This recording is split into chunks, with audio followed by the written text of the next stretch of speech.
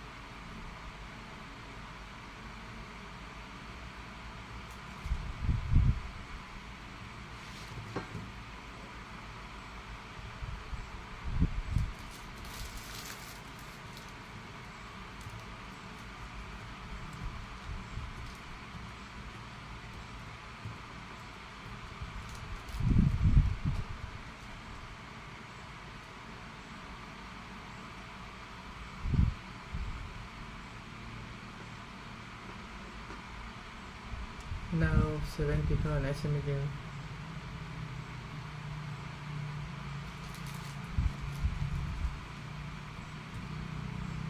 Today is 11 March 2023 25. I have this salad chicken, strawberry, and my salad.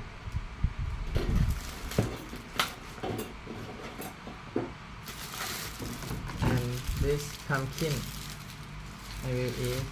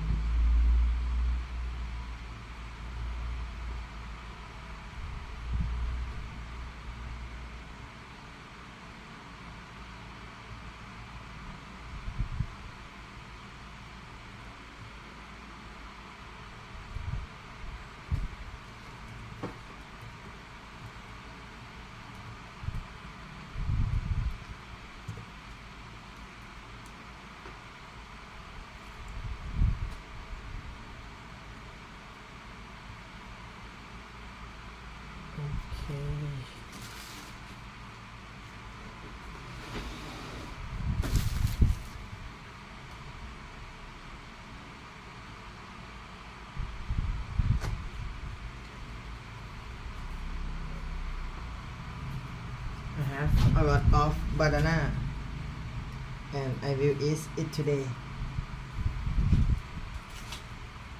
1, 2, 3, 4, 5, 6, 7 banana.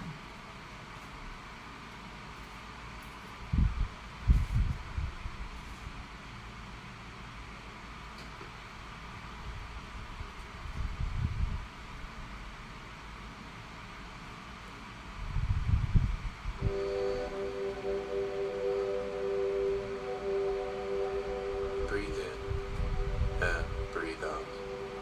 You must trust in the universe and its plan.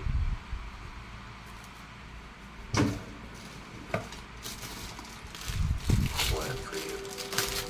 The universe has a plan for you that will manifest positivity, health, wealth, and happiness into your life. You will step into a new life of abundance and prosperity. The universe will extend endless support to you in alignment with your highest good. Affirm to yourself now.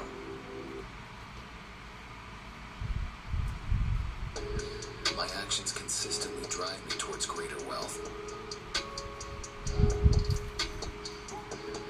I'm a master of wealth accumulation.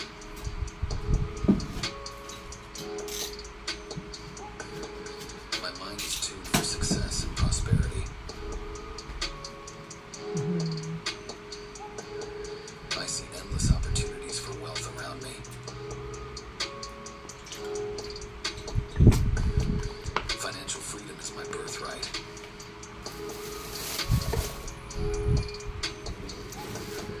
I am a dominant force in my industry. It's very long time that I doesn't eat My wealth allows me to live a life of extraordinary luxury. banana chocolate pudding. I attract partnerships that multiply my wealth.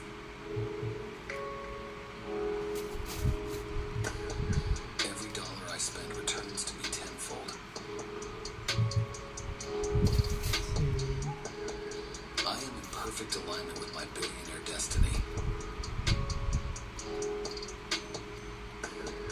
My wealth is built on integrity and excellence.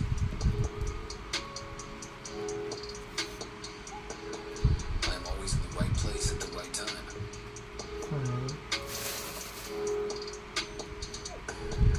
I leverage my assets to build lasting wealth. 6 I am unstoppable.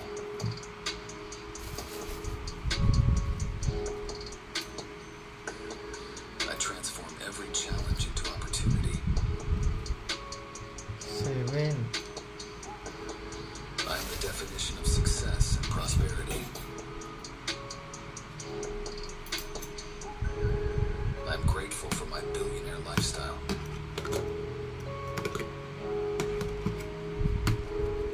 I am destined to be a billionaire.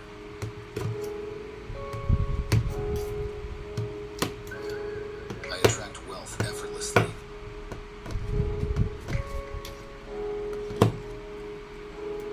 Every decision I make increases my wealth exponentially. I am deserving of billions, and I receive them now. My actions create constant prosperity.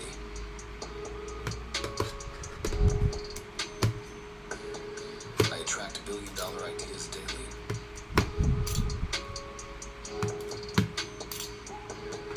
I am a visionary with limitless potential.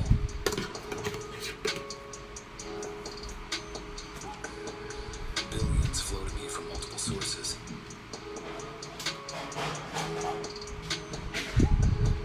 I am a powerhouse of innovation and wealth.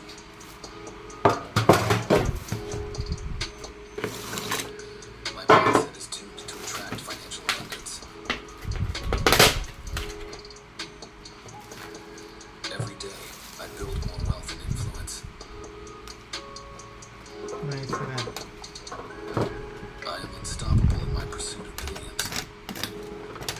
I love this salad because it's a lot of veggies. I embody success and prosperity. It has 8 I'm committed to achieving financial greatness. and tomato.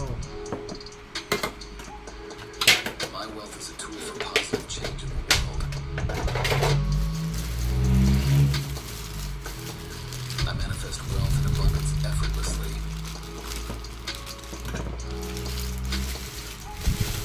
I'm a magnet for money.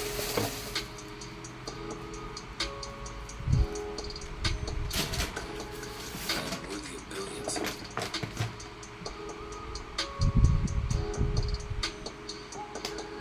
My potential to earn is unlimited.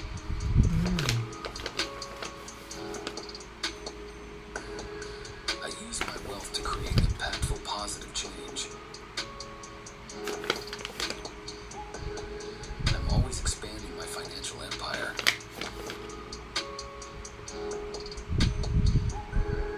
I'm financially indestructible.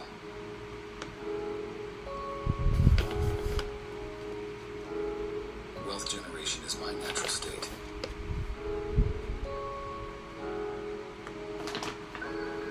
I create wealth and success out of every opportunity. I am a beacon of success and prosperity.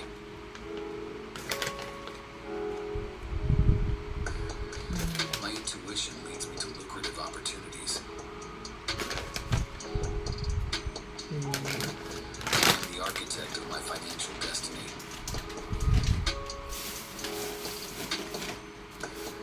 I radiate billionaire energy.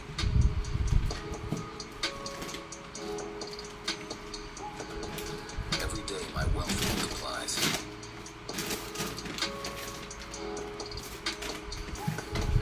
I'm equipped with all I need to become a billionaire.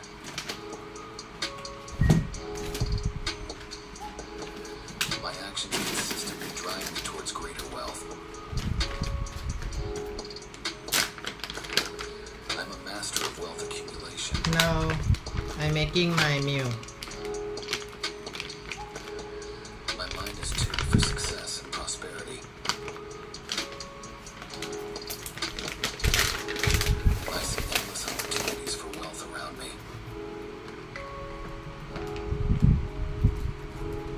Financial freedom is my birthright.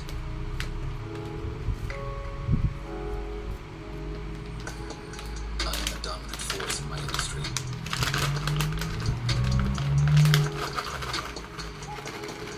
My wealth allows me to live a life of extraordinary luxury. I attract partnerships that multiply my wealth.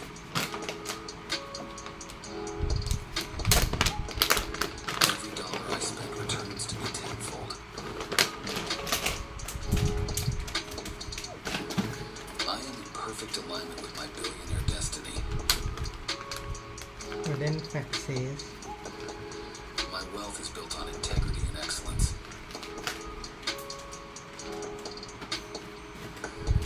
I am always in the right place at the right time. Cinnamon. I leverage my assets to build lasting wealth. I am unstoppable.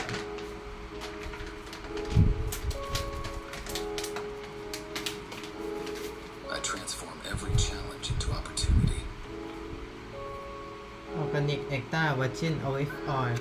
I am the definition of success and prosperity. I'm grateful for my billionaire lifestyle.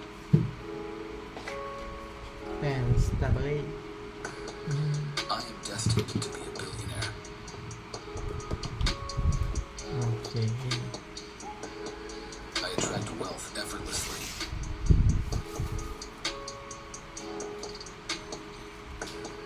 Every decision I make increases my wealth exponentially.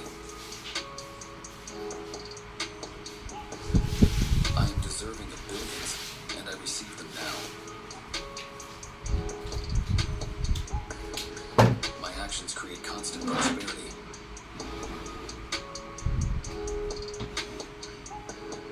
I attract billion-dollar ideas daily.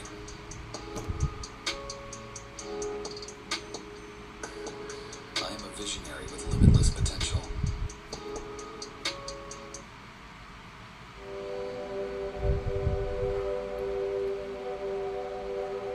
Breathe in.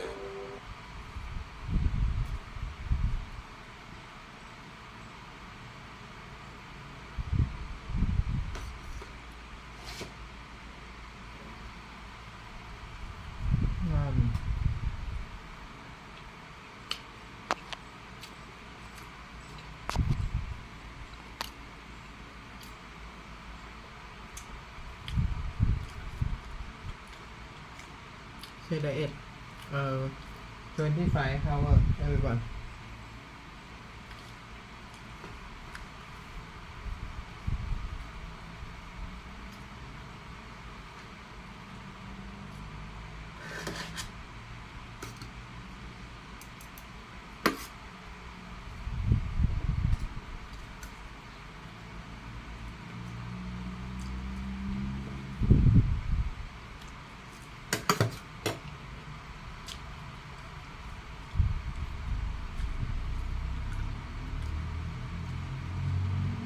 Hello, health champions. What if there was a magic pill that could help you become a better and happier you? What if this magic pill could give you your ideal body, give you more energy, less disease, better mood, better sleep. And if it even could give you more confidence and help you live longer, but not just live longer, but live longer with high quality of life, how much would you be willing to pay for such a pill? My bet is that that would be the number one selling product in the world. They would sell trillions and trillions of dollars of that product. Of course, there is no such pill, and there never will be. There can't be, because that's not how the body works. But there is something even better, and that thing is called exercise. And that's what we're going to talk about. We really want to understand what exercise does to the body. But even though exercise can transform your life in so many ways, less than 25% of people exercise on a regular basis. And out of those people, the vast majority don't really know why they're exercising. And by that I mean they don't fully understand how critical movement is to the functioning of the body. The number one reason people exercise is for looks. And there's two things people want to change. They want to lose weight or they want to build more muscle. Now the funny thing is that even though the number one reason for exercise is weight loss, it doesn't really work all that well for weight loss. It can help a little bit, it can assist you in your efforts, but it's not the key factor in weight loss. Lowering insulin and changing your diet and eating more whole foods is the key factor. And of course, exercise and weightlifting works for bodybuilding if you do enough of it. And then of course, marketing comes along and reinforces this shallow understanding that it's all about weight loss. And they say that if you buy this product or this cream or this pill, then you don't even have to exercise, as if that was a goal to be able to lose weight without exercise, as if exercise wasn't a goal in itself with all the benefits that it can give you. And I've even heard people say, well, why do you exercise? You're already thin. So we want to start understanding why exercise is a goal in itself, not because it can provide some way of changing how you look. It's about how the body functions. So the first thing we need to understand is the purpose of the brain is to create and manage movement. In fact, there was a Nobel Prize winner called Roger Sperry. He got a Nobel Prize for brain research, and he said that more than 90% of the energy expenditure of the brain is used in relating the physical body in a field of gravity. In other words, as you move your body around in the physical world and have gravity working on you, acting on you at the same time, that is a very complex action that uses up the vast majority of the brain's resources. And to help illustrate that, one of my favorite examples is a little creature called the sea squirt that looks something like this. And it starts out its life looking like a tadpole, that's this little thing that's going to become a frog. It has one eye and one fin so that it can detect its environment and move around. It has an extremely simple nervous system comprising about 215 neurons and brain cells. And they're arranged in a way that's similar to a nodal cord, which is in the human embryo when we are just after conception, when our nervous system just starts forming. We have a nodal cord that is basically the precursor to the spine. And this looks remarkably similar in all creatures, from the sea squirt to the tadpole to humans to basically any other vertebrate. Anything that's going to have a spine eventually looks very, very similar at this stage. Now the difference is, in the creatures that are supposed to have a spine, this little nodal cord continues to develop into a full-blown nervous system with a spine and a spinal cord. But the sea squirt is an interesting creature in that its destiny is not to move around. It only gets this nervous system temporarily. So its job is to find a place to live, just like a tree or a rose bush. And once it finds that place, Now it doesn't need to move. It doesn't need a nervous system to detect its environment and be able to move around. So as a result, it consumes its brain. And when it's done with that, it has 0 brain cells. So let's compare a few different creatures and try to get a little more grasp on this idea. So a tree, for example, has 0 brain cells and 0 synapses because it doesn't need to move around to survive. It gets its nutrition right where it's standing. But anything that needs to move around to find its food needs to have a nervous system. So there's something called a ringworm. It's a very primitive, simple creature. It's about 1 millimeter long, and it's popular to do research on because scientists can learn a whole lot about development and neurons that way. And this little worm, pretty much like the sea squirt, it has a few hundred. It has 300 brain cells. But then it has 7,000 synapses. And synapses are where neurons connect. It's where brain cells hook up with each other. So they have strings or wires so they can signal and talk to each other. And the way that we learn things is we connect different neurons to each other and we develop different patterns. And then later on, we can learn new things by creating new patterns. Another little creature most people are probably familiar with is called a fruit fly. It has around 3,000 brain cells and about 500,000 synapses. So then we take a mega leap up to the human brain, which has around 100 billion brain cells. And each human brain cell makes on average 5,000 to 10,000 connections. So the possibilities are pretty much endless. We can configure these connections almost infinitely. But on any given time, a human would have somewhere around 1,000 trillion synapses, which is about 10 to the 15th. So I've used the sea squirt a few times before as an example, and in some of those videos I've said things that don't move don't have a brain. And I want to qualify that a little bit and say that things that are not intended to move don't need to have a brain. But because of the way I said it, a lot of people misinterpreted that, and they believe that a brain is the same thing as intelligence. So now I got about 100 harsh comments from different viewers saying things like, well, what about Stephen Hawking? Or Stephen Hawking would disagree, or are you saying that Stephen Hawking doesn't have a brain?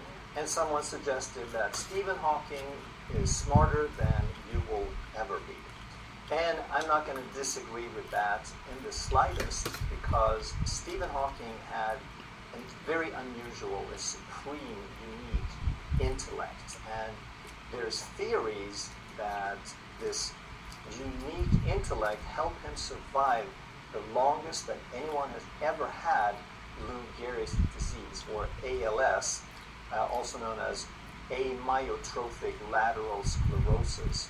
So again, the name isn't important, but what's important is that the average lifespan after diagnosis is about 5 years, and Stephen Hawking survived for 55 years. So obviously, for humans who are designed to move, for humans who are designed to go and develop and build things and find food and develop tools to get better at finding food, we need to have a brain.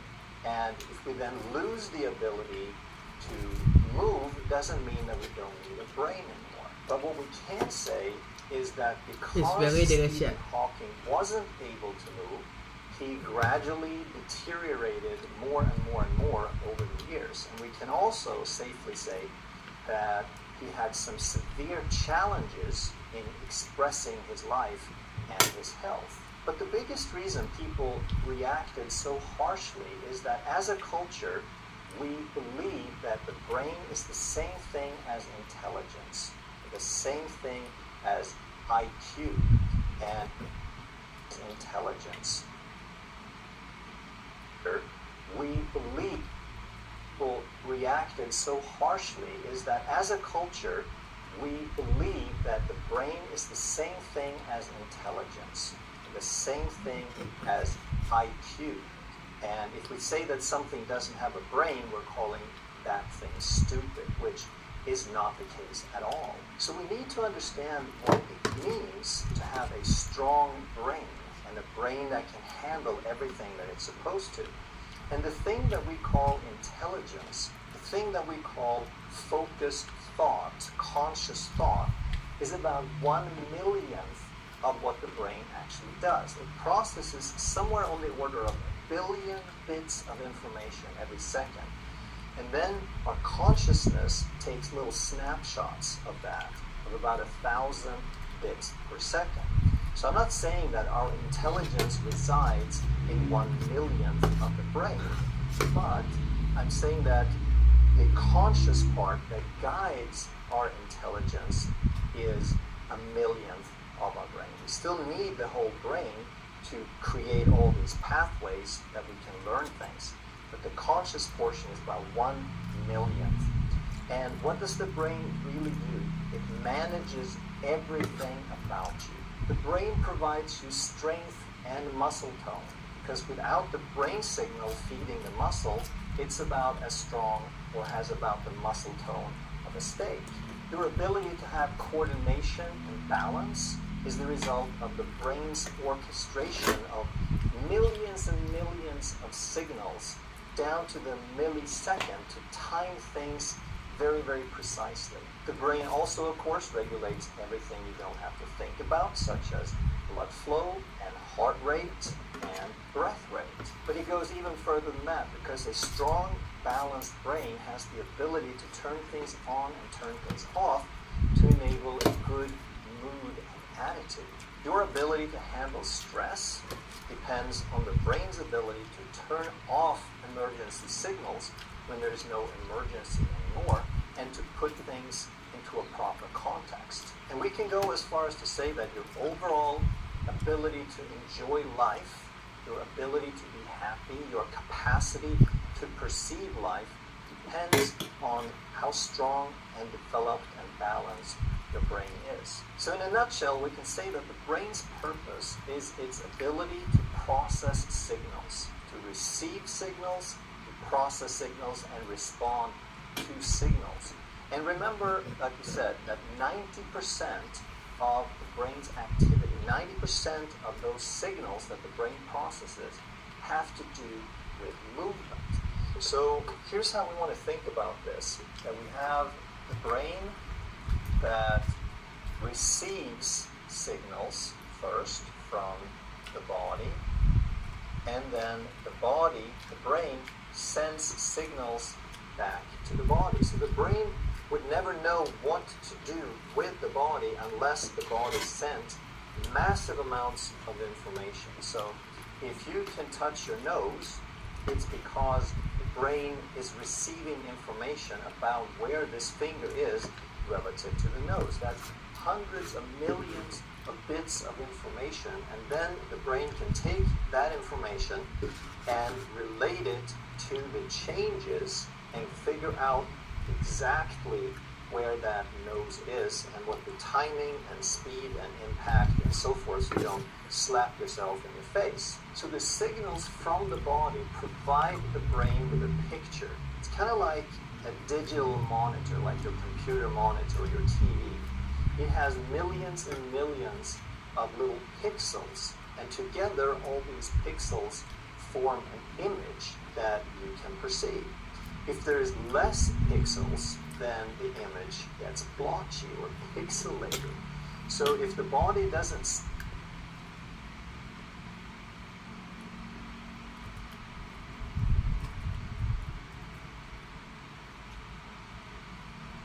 send a correct picture to the brain, then the brain doesn't understand where the body is in relation to its environment. That's called proprioception, or body awareness. But the more you move, the more you're providing information to the brain, the more you're strengthening the brain. So the purpose of a muscle is to perform work. If you go to the gym and you pump some iron, you're putting a load on the muscle, you're fulfilling fulfilling the purpose of that muscle, and the muscle will grow. If you do the opposite, if you hurt your arm, you put it in a cast. Now, there are very few signals. You're not putting any load on the muscle, so the muscle shrinks. But there's also very few signals because there's no movement. So now, the brain starts understanding that arm, that body part, less and less. So that is how there's a continuous exchange of signals between the brain and the body. And the absolute best way to fulfill, to keep up that signal flow is exercise. And those signals, the 90% of all the signals the brain receives through exercise is the juice that keeps the brain alive, that keeps that brain strong and functional and healthy. And through all the mechanisms we talked about here, exercise also drives something called neuroplasticity, which means the brains and the nervous system.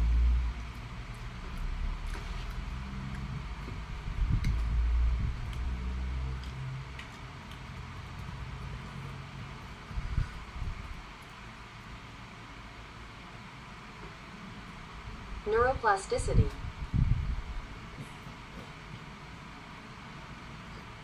And the individual neuron's ability to change, to create different connections. And this is how we learn things. By creating more synapses and new synapses, information flows differently, and we can adapt to our environment, and we can learn new things, whether it's learning to walk, or learning to drive a car, or learning sign language, or learning another language, or learning specific skills, whatever they may be. And there's no way to learn anything new without rewiring your brain, without creating new synapses. And this is called synaptogenesis, meaning we can make new connections that involve different information, different learning. But then in order for us to create these connections, they don't happen by themselves. They are fueled by different hormones. And there's two in particular. One's called BDNF, brain-derived neurotrophic factor, and the other is called human growth hormone.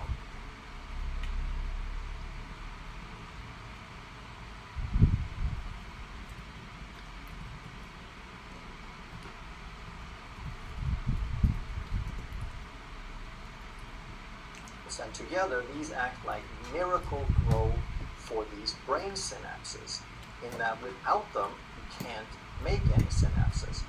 So the number one driver, the most powerful way to make more BDNF and more growth hormone is fasting and exercise, because both fasting and exercise is a challenge to the body. When we fast, when we exercise, it's related to us moving into the world and finding more food. When we're fasting, it's more important than ever that we keep our body functioning optimally, that we're really sharp so that we can function and go find that food. And the more challenging the exercise is, the more the body is responding with these hormones, the higher the incentive for the body to adapt and change and become better. So the higher the intensity, meaning high intensity interval training, for example, then you're making massive amounts of human growth hormone and BDNF. And I just recently learned something fascinating about BDNF. It stands for brain-derived neurotrophic factor, so it means it mostly comes from the brain, or that's where all of it came from, we thought, until I learned recently that muscles can also make BDNF. And here I just went, wow, it's so beautiful, because the muscles and the brain are so tightly connected in the relationship that we just talked about. So if the brain makes BDNF and needs BDNF, and then the muscles also assist in making BDNF when you exercise, then the signals from the muscles are contributing, they're supporting the brain in making new synapses and adapting and learning things better. So if you take the challenge to exercise every day for 30 days. Here are just a few of the things that you can expect. Increased angiogenesis in the brain. What does that mean? It means you develop more blood vessels. You increase and grow the number of physical blood vessels in the brain so that you can circulate more blood and support that brain at a higher level. You would improve your proprioception, or your body awareness, because just like we talked about, whenever you move, you're teaching your brain something about the body, but you're also making the brain stronger and more capable at the same time. You would lengthen your telomeres, and telomeres are the little end caps of your DNA strands, and when they're longer, that makes you live longer.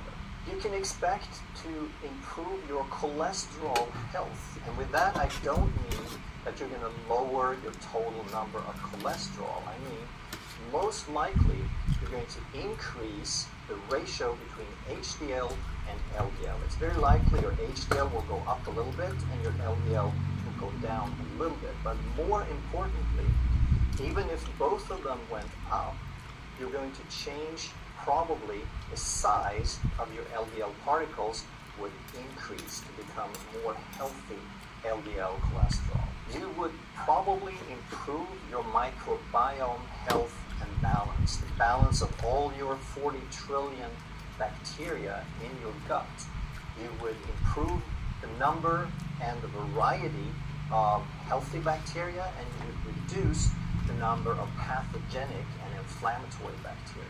And in doing that, you would also affect and improve your immune function. And you can expect to improve your overall mental and physical well-being. So, if you catch what I'm saying, I am basically saying that everything is likely to get better at some level, because exercise affects virtually every physiological pathway and mechanism in some way, and it is impossible to express optimal health, optimal physiology without movement.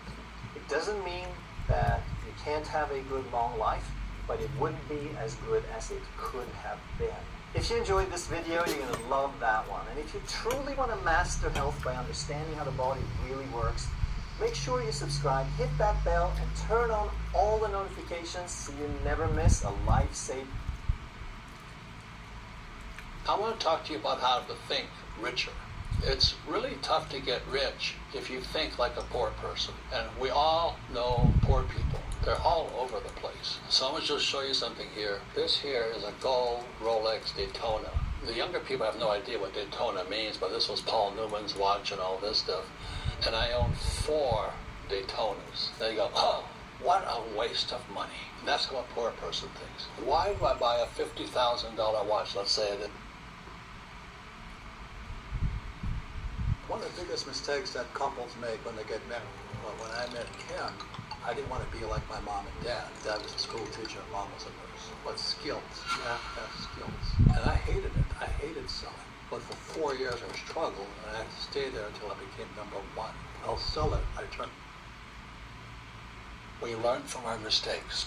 And the reason human beings are different than animals, we have the ability to learn from our mistakes. And the reason our school system is so screwed up, and school teachers are such poor people, is in the school system. They think you can make mistakes means you're stupid. The reason you're stupid is because you make a mistake and don't learn from it.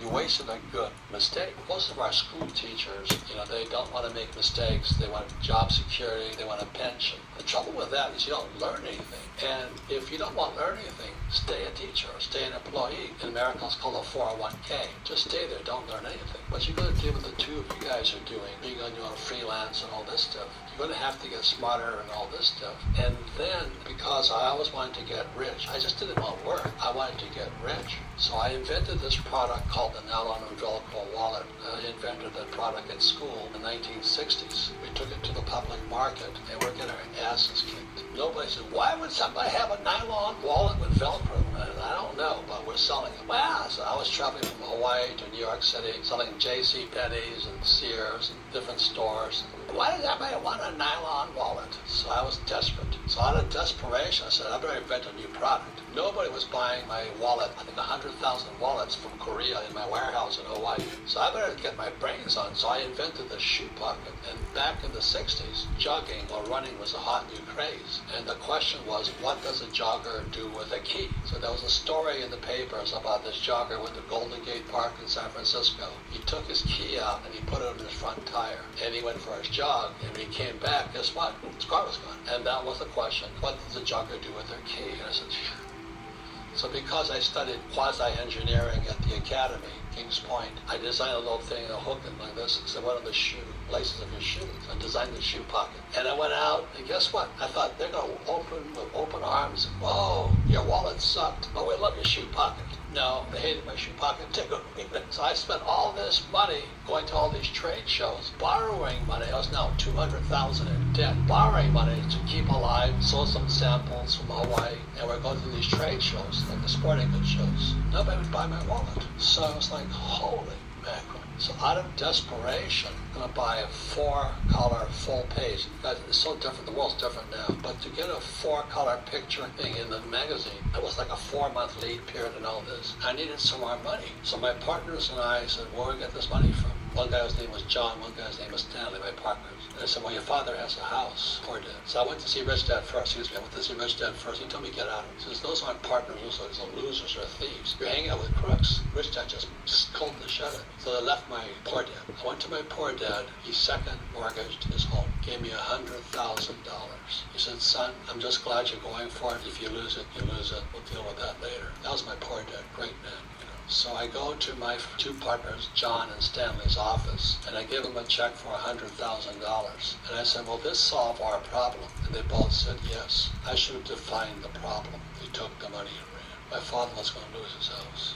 The monthly payments were taking up, but it was, again, like mistakes are how we learn. It actually motivated me to keep making more money. He still owns the house, but we paid off all that debt. It took a while, but it's one of the best lessons I ever learned. That you got to be careful who your partners are, very careful, and don't go chasing your dreams just stupidly. But it was one of the biggest mistakes I ever made. I almost lost my father's home, and my father's home is now in my brother's hands. Those lessons like that are painful, but it made me smarter, sharper. After that, we built a factory. I went and renegotiated contracts because I had to get smarter. And from there, I started negotiating with the rock bands. These guys are too young for this. There's a band called The Police, a band called Van Halen, and there was Boy George and Culture Club, Ted Nugent. So we started taking the wallets and we started silk screening The Police or Duran Duran on the wallets and our hats and our bags. And that's how we saved the company. So I took the rock and roll products. We built rock shops at J.C. Penney's and all this, Tower Records. Out of sheer desperation, we pulled it out of the fire. So that's one of the best lessons I remember today. So when I talk to people, I say the way to freedom is via mistakes. The most important thing you can do, learn from your mistakes. Just never lie, obey the law, tell the truth, and be careful who your partners are. But those are priceless lessons. And today I was just texting Kenny McElroy. I said, I treasure my friendship with him more than anything else, because it's my friends who make me rich. Tom Wheelwright, my accountant, makes me rich. Attorneys make me rich. So you've got to have good, honest people, or you'll never be rich. Man, that would be emotionally just so challenging, telling your father the money's gone. I mean, what do you do in that situation? Son, I'm glad I did it. He's basically saying, I wish I had the guts to do what you're doing, so I just want to support you. And he didn't have much money, My mom and dad worked for, when President John Kennedy came to office, he had the Peace Corps, and my mom and dad are very socialists, so they joined John Kennedy's Peace Corps, making no money. And here I'm losing their house. And then my father got to be superintendent of education, so it took us about 12 years to pay it off, just $100,000. But we had to scramble for every penny we made. And that was priceless. So tell the truth, own it, learn from your mistakes. Don't hang out with crooks. So the biggest mistake that schools make is they punish you for making mistakes. I have an EV. This is a Bentley. This is my license plate. I was a 1.9 GPA student. And my classmate called me. I went to military school. I flew for the U.S. Marine Corps. And I had to learn the language of pilots. You're going to be smart if you learn the language. So to get a 1.9, I was basically less than a C student. So a classmate called me and he says, "You're lying. You didn't have a 1.9, you're even lower than that." I said, "Okay, give me a break here." But the reason this is a V12, one of the fastest cars on the road, this is a Bentley. But the reason I can afford it is because I've made more mistakes. If you don't make mistakes, you don't learn a damn thing. Well, that's why my poor dad was poor, PhD, who stood for poor, helpless, and desperate. He never made mistakes, and he died poor. And that's what's happening in the world today. We have millions of people my age, old guys, who haven't made mistakes. Their money's in their 401k. That's crashing right now. Our banking system's crashing. And they're still saying to their kids, go to school and don't make mistakes. Well, how in the world do you learn? A baby only learns to walk by standing up and falling down. As a pilot in the U.S. Marine Corps, I crashed 3 times. The only reason I'm alive is because every day in flight school, we had to practice crashing. We had to make mistakes in order to become a great pilots. So I went down 3 times and all this, but I'm alive because the U.S. military and U.S. Marine Corps knows if you don't make mistakes, you don't learn a damn thing. So our school teachers are teaching kids to be poor because they tell you don't make mistakes. Remember, a baby cannot learn to walk unless it falls. You don't get on a bicycle unless you fall off. And the same as being an entrepreneur. If you don't make mistakes, you can never learn to be an entrepreneur. Thank you. So if you want to find out the top 3 things that school should have taught you about money, and 3 is like, man, they don't teach you anything. But the top 3 things a school did not teach you about money. Different set of rules. In this video, I'm breaking down the 3 levels of money management to paycheck survival to building real wealth. If you're stuck trading time for money, ready to learn passive income secrets, stick around. This could change how you think about money. So the money secrets of the poor, the middle class, and the wealthy are very, very different. I would know because I started on the poor side, just like probably some of you.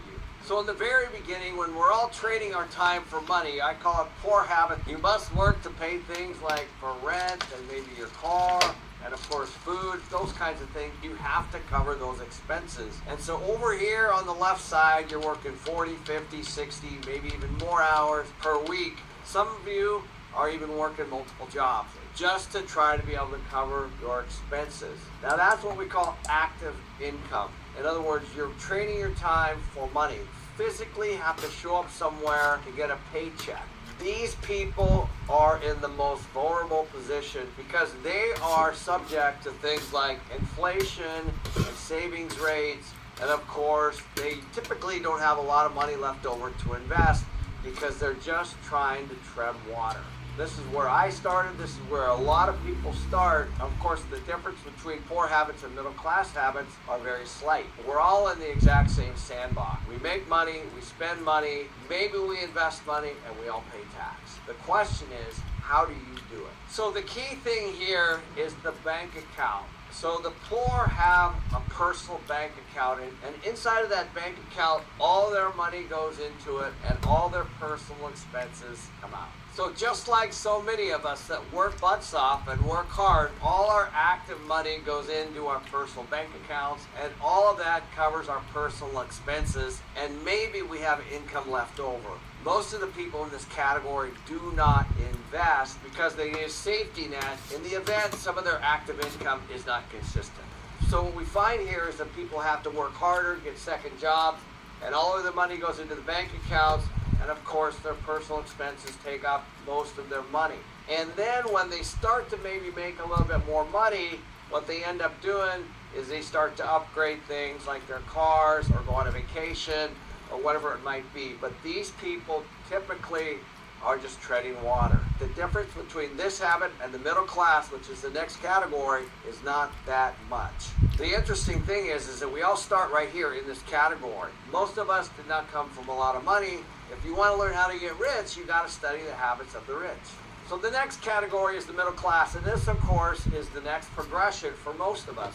And this is exactly the progression that I went through. I started to make more money simply by working more, by working weekends, working evenings, and working a lot, but I was still working for someone else in the form of a W-2. And that, of course, was still active income, which means that I had to show up somewhere to get a paycheck. I was only as good as the hours I worked or the pay that I was getting. I was completely vulnerable to the success of that particular employer. But then a wealth manager tapped me on the shoulder. He said, you need to start investing in passive income. And that's when I started investing in things like gold and stocks and those kinds of things. And it takes a while to get to this point. Even when I was there, I did not completely understand on what I was investing in and why it was working. I was simply turning my money over to a third party. So that's the natural progression, is turning your money over to a financial planner or a wealth manager to buy things like stocks and gold and crypto and all of those things that might be available from a passive income strategy. From there, a lot of people in the middle class, a side hustle or a second business.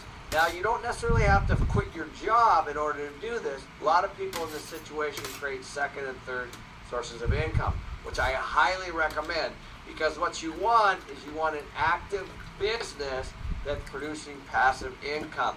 So what you want is to create here a business bank account. This is pro tip number one. First, when you start making money, you turn it over to a wealth manager and you don't really know what they're doing with it. But second, you start to realize that the only way for you to get ahead is to create a second or third source of income through some kind of active business that produces passive income. Now, that can be as simple as buying a duplex and renting it out and having $500 to $1,000 a month in passive income, and then using the tax strategies that are available to you to be able to reduce your taxable income. Or it could be something that's a little more hands-on, like a business that actually requires people to be employed, and you're selling something. It doesn't really matter what it is, but it's active and it produces passive income, hopefully. But the key thing here is the middle class is now starting to understand that they can now open business bank accounts. And business bank accounts are very different than a personal bank account. So with a business bank account, there are business expenses that you can legally run through your business. Things like your car, or a percentage of your car, and gas going to and from, and child care expenses, and personal development. You can now start to take things that you might be paying for personally and legally run them through your business. Now, of course, you need to check on this. The tax laws are always changing. You need a qualified CPA to be able to tell you what you can and can't do. But once you have a business bank account, there's a lot of things you can do legally to run through here, which now, of course, you have another option rather than running everything through your personal bank account. So many of you are already doing this, and it might look something like this.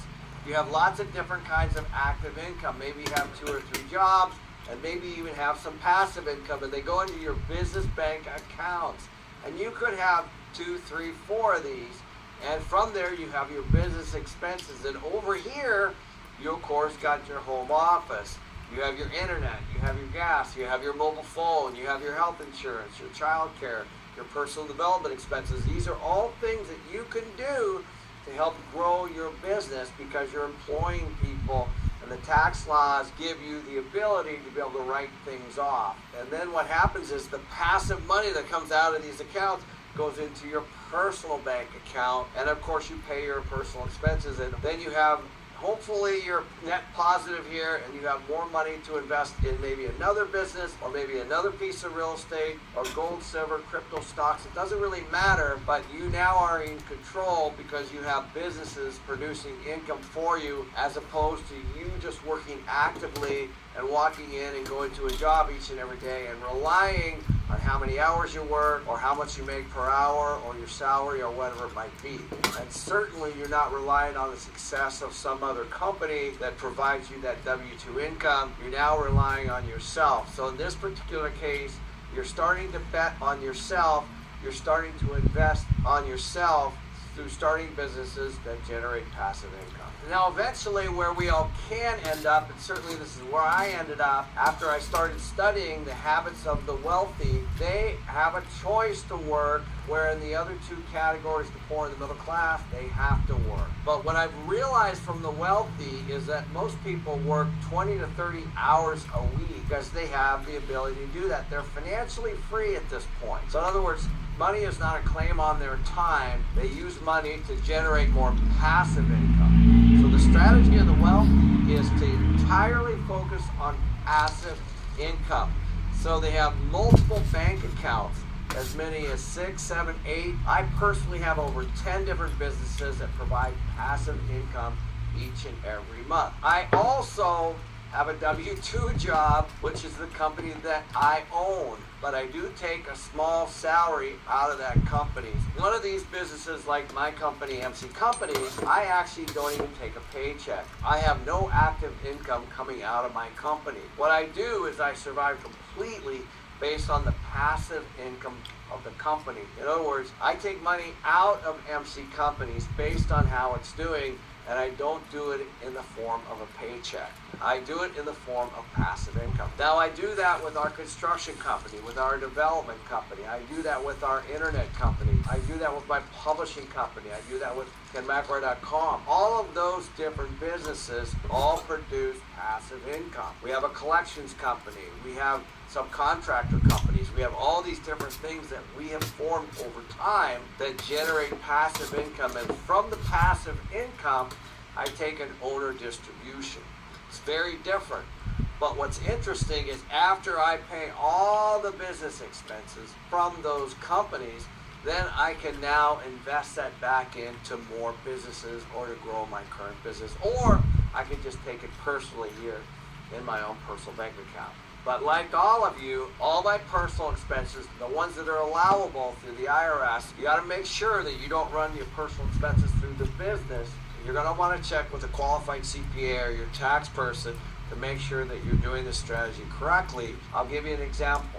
I just flew this weekend on a jet with my kids to a personal development seminar called Goal Strategies put on by the real estate guys. And I wanted my kids to set their goals for 2025. And so we did that, but I spoke there. I didn't get paid, but I actually ended up speaking there. And before that, we had our mastermind, which is the Collective Inner Circle, which of course is another one of the businesses. And so the company, the Collective Mastermind, paid for me to go, and I attended the goals retreat, and I flew back, all generated by the business. I was able to pass through most of my business expenses for that entire trip, this whole week, through the companies that I managed, because I had to be there as a partner to run the event. So there's all kinds of publications that say most wealthy people have at least 7 different income strategies.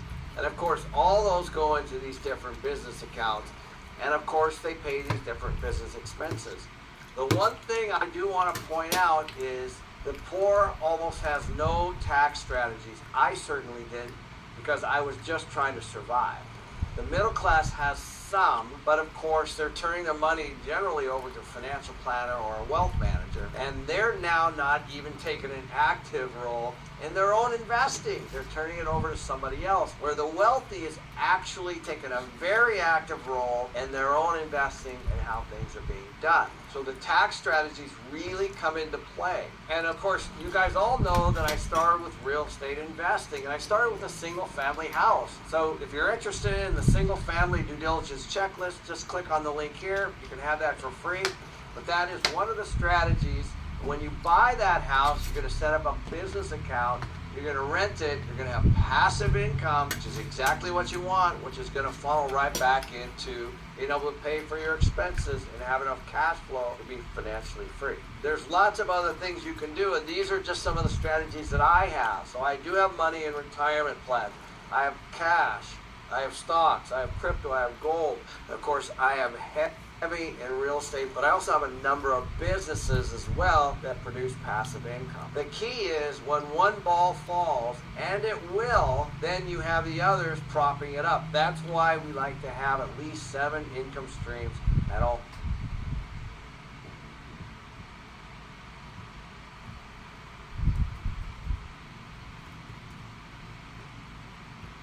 times, because not all 7 are producing at least, and it will, then you have the others propping it up. That's why we like to have at least 7 income streams at all times, because not all 7 are producing cash at all times. Sometimes they're shrinking, sometimes they're growing, sometimes you lose a big client, sometimes the market just changes. All this really does is give you diversification and the passive income strategy. It makes you not rely on that active income which comes from that paycheck, which puts you in the worst position ever. So while this might be the high watermark for a lot of you, just understand that even I started with just one paycheck from an employer, and I just started working more and more and more. So the system that I just rolled out for you is exactly what I did. It's exactly what you could do, because you're not going to be able to generate 7 incomes overnight, but you do have to learn what the market wants and what businesses that you can create, and that could be all around real estate, like how I started. But now, of course, I have real estate, I have businesses, I have gold, I have crypto, I have money in retirement, I have a lot of cash, I've got stocks, I've got all those kinds of things, and it's super confusing.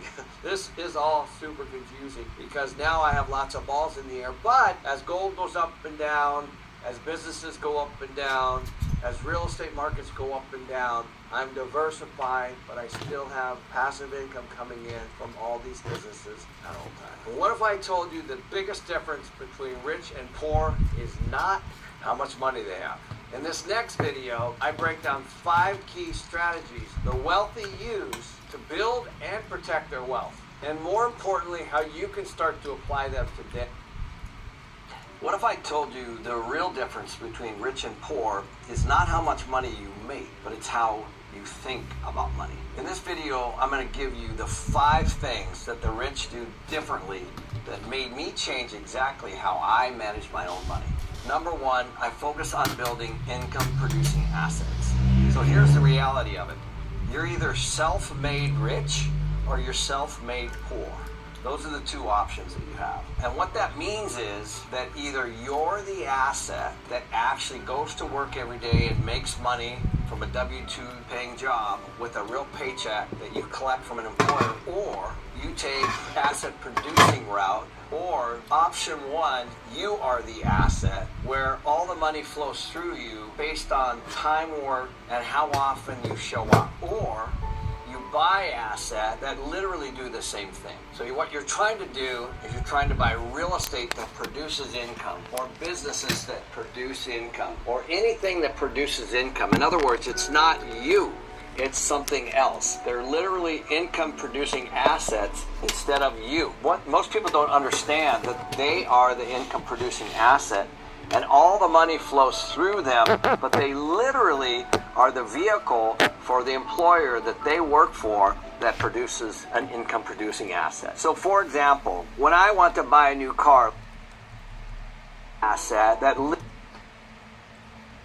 you are the asset where all the money flows through you based on time work and how often you show up, or you buy assets that literally do the same thing. So what you're trying to do is you're trying to buy real estate that produces income, or businesses that produce income, or anything that produces income. In other words, it's not you, it's something else. They're literally income producing assets instead of you. What most people don't understand, that they are the income producing asset and all the money flows through them, but they literally are the vehicle for the employer that they work for that produces an income producing asset. So for example, when I want to buy a new car, let's say another Ferrari for example, what I always do is I say, what asset can I buy that produces the income to pay for the Ferrari? Whereas most people just buy a Ferrari out of their savings. I would rather take that savings amount and then have that income producing asset pay for the Ferrari. So it's a big difference in the way you think. Most people save their money and then go buy assets that depreciate. I save my money and go buy assets that appreciate and also kick off passive income to pay for whatever it is that I want. That could be cars, it could be houses, it could be vacations, it doesn't really matter. There's a very big difference between the rich, the poor, and the middle class. The middle class saves money and then buys assets that depreciate. The poor generally live from paycheck to paycheck and buy depreciating assets. The middle class generally invests in the stock market through a wealth manager or a financial planner and then save money for things like vacations and things like that. The rich take that same money and invest it into assets that produce passive income to pay for whatever they want. The second one is how you use debt to acquire wealth.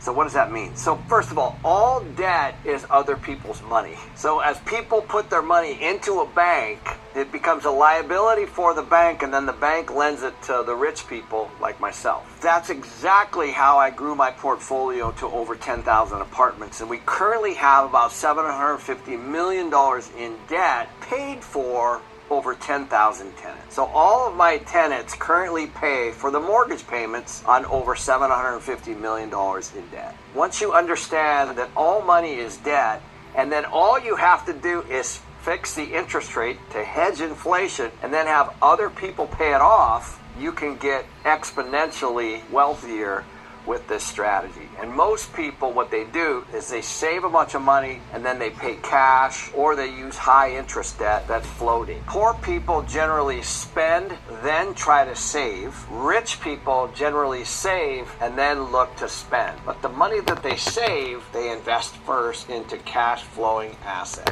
So poor people have it. They have habits like using credit cards that are over 20% that they can barely keep up on or pay off. They typically finance things like vacations and fun and clothes on credit cards, and they never ever get out of debt. That's what we consider bad debt. Good debt is debt that you use from a bank or from a life company or from a pension company to invest in an asset that somebody else pays off. And that's the biggest thing. Poor people get into debt and they pay things off. Good people get into debt and other people pay them off for them. And in addition to that, they produce cash flowing assets. The third one is around tax. Now, tax will be and always will be the number one expense of your life. Most people work until about April or May of every year to pay tax, and then only the remaining year is it actual real money back to them. Most people are paying 30-40% and even sometimes higher in tax when you add everything up. So the number one skill for every business owner and every person is to understand how can you minimize legally the amount of tax that you pay each day, each month, each year. That's the number one thing that you need to understand. And everyone can do this. So the main reason why I don't pay hardly any tax at all is because I buy real estate. So the government gives me tax incentives and tax advantages for actually building and owning rental housing for people. They give me things like bonus depreciation, cost segregation, or straight line depreciation. Those are things that I get to offset some of my income. I'll give you one great example. I can go buy a billboard in the sky for $1 million. I can finance $700,000 or $800,000 of it and put $100,000 or $200,000 down of somebody else's money, and I can get a tax break for almost the entire purchase price to offset income. That's called bonus depreciation. You can do the same thing with farm equipment or even a private jet. So there are things that the rich do to offset tax, and they will always do this. The fourth one is to understand how the legal process works. There's a lot of litigious people out there, and they always want to sue, especially these days. People are looking for a reason to sue you. So the best thing that you can do is not hold anything in your name to protect everything you own. And the rich do this each and every time they buy an asset. So they buy an asset, they put it inside of an LLC or a limited liability company, and then if they get sued, the lawyer has to sue the LLC or the company. In other words, instead of suing the person, they're suing company. That's a big difference. And then the lawyer has to pierce the corporate veil to get the assets inside of the company. If you as an individual own lots of different assets in your personal name and you get sued, then that lawyer has access to all of those things. If you put a lot of your individual assets into multiple LLCs, as you should, then you have a diversified asset strategy that's going to help you in the event you get sued at some point. In addition to that, there's even more complex structures like revocable trusts, where you can actually put your assets into other vehicles that grow tax deferred or tax free, over a long period of time. So that's when you hear the term trust kid. That's exactly what those are. That's another form of asset protection. The fifth one is how people manage their money.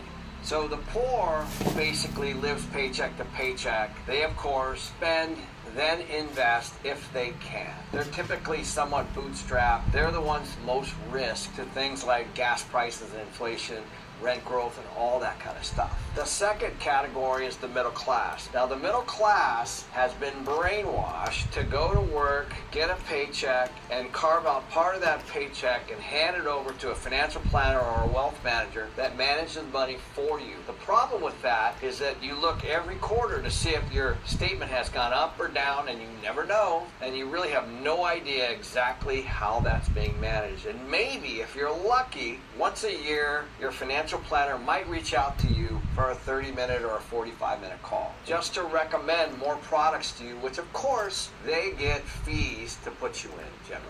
That's how the middle class invests. And so what the middle class does is they work a lot more to get ahead.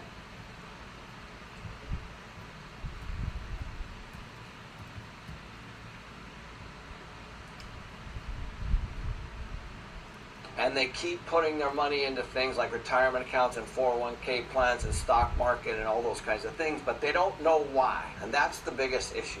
There's nothing wrong with being part of the middle class, but if you don't know what to ask, then you're completely at the mercy of Wall Street and the fees and the commissions and all those things, because you don't even really know where your money is. The rich take a really active role in the way they manage their money. In other words, when I'm coming out of a deal and I have lots of cash, I'm always looking at where I'm going to put it next. I'm always focused on what I call the velocity of money. I want money to keep moving. I never want it to sit in my bank account for very long. I do like liquidity, and I do like safety, and I do like all of those things, but as long as I have it in some vehicle where it's making money and beating inflation, which is the most important thing. So when inflation went up to over 9% not long ago, anybody that has stocks or bonds or savings, let's say, in the 2, 3, 4% was actually going backwards financially. When inflation is higher than your rate of return, then you're going backwards. So the rich understand this, so that what they're trying to do is they're trying to buy cash flowing assets, number one, that produce tax benefits but are also beating inflation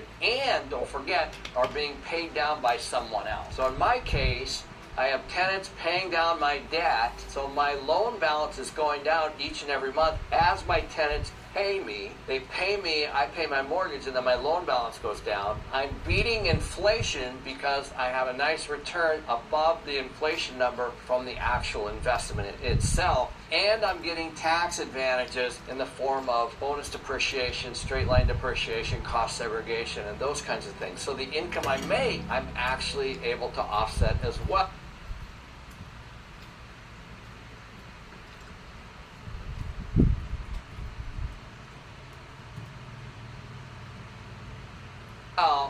With things like depreciation, which is a non-operational expense that you get for actually supplying housing. It's not that complicated. If I can learn how to do this, you can learn how to do this. So I grew up poor, just like a lot of you, thinking that money would solve all my problems. The truth is, real wealth is not jets, cars, houses, or any of that stuff, which is exactly what I thought it was when I didn't have any money. True success starts inside. It starts with you understanding how the game is played, because the game is not changing. You're just going to be a participant or on the sideline. In this next video, I'm going to show you 4 rules that transformed my life.